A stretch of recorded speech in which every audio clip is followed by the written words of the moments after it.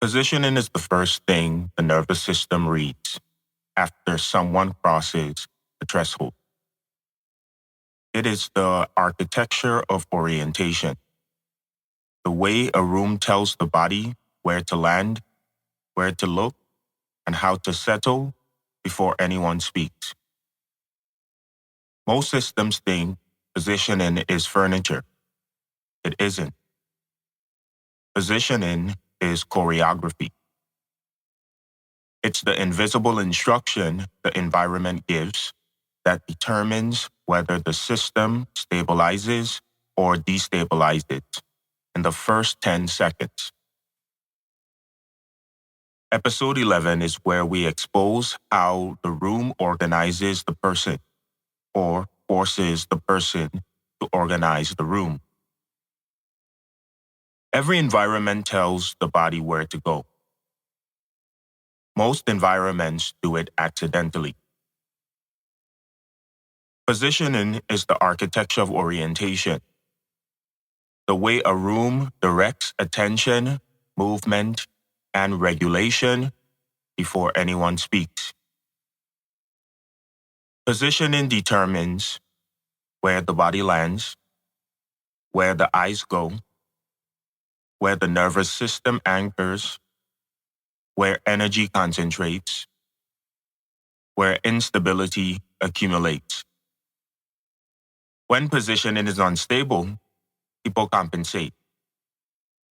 They shift, they scan, they brace, they self-monitor, and we call it behavior.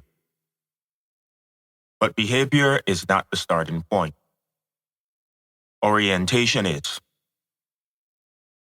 If the first position is wrong, everything downstream becomes compensatory. Positioning is not furniture. Positioning is choreography. It is the invisible script the environment writes before the system begins. Every room has anchor points, the positions where the body naturally settles. Anchor points are created by sight lines, spatial weight, lighting, openness, compression, relational distance. When anchor points are stable, the nervous system settles quickly. When anchor points are unstable, the nervous system stays in motion.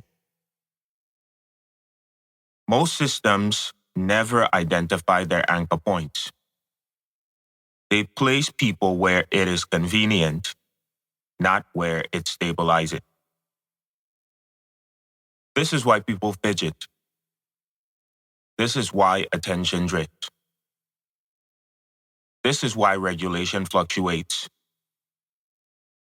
The body is searching for the position the environment failed to provide. Anchor points are not preferences. They are load-bearing positions. They determine whether the system organizes or fragments. Sight lines are the nervous system's first safety check. Before the mind evaluates a space, the eyes do. Stable sight lines include clear exits, predictable movement paths, unobstructed views, consistent lighting, low visual noise. Unstable sight lines include blind corners, unpredictable motion,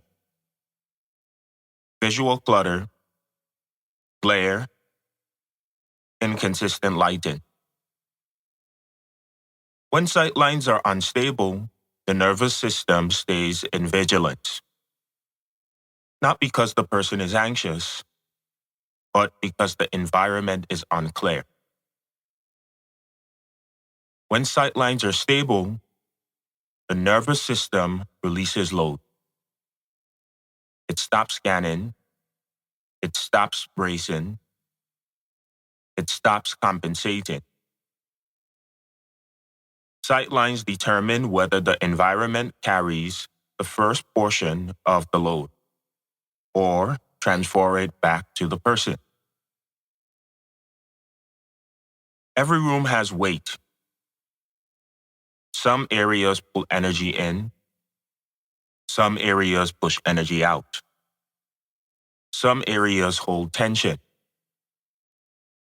Some areas release it. Spatial weight is shaped by density, openness, proximity, movement patterns, acoustic behavior, sensory gradients. When spatial weight is balanced, the environment distributes load evenly. People settle, movement slows, behavior stabilizes.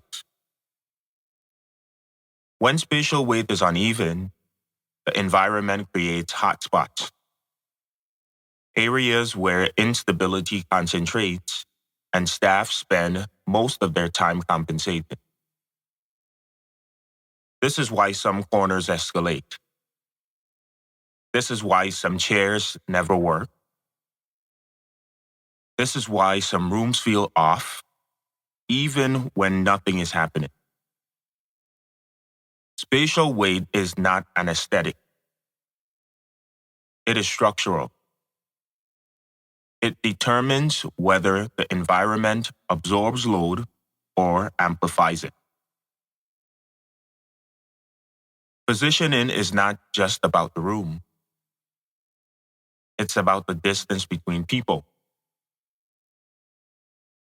Relational distance determines whether someone feels crowded, whether someone feels isolated, whether someone feels absorbed, whether someone feels exposed, whether someone feels safe. Too close, and the nervous system spikes. Too far, and the nervous system disconnects. Too exposed, and the nervous system braces. Too compressed, and the nervous system escalates.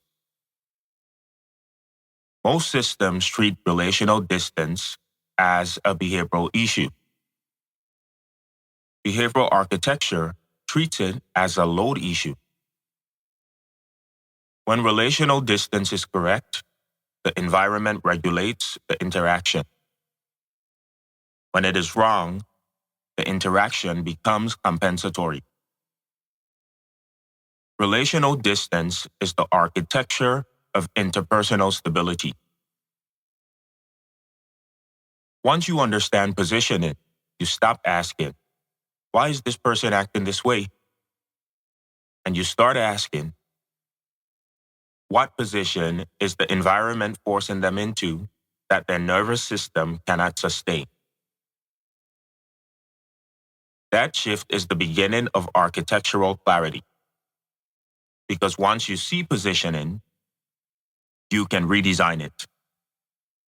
And once you redesign it, the environment begins carrying the load people were never meant to hold.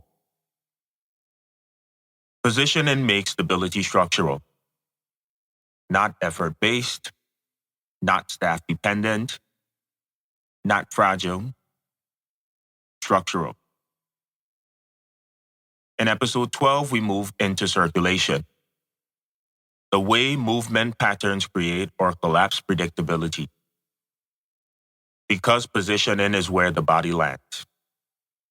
Circulation is where the body goes next. And together, they determine whether an environment stabilizes or destabilizes the system it holds. This is the Behavioral Architecture Institute. And this is the discipline built on one truth. Behavior is not the starting point. Design is.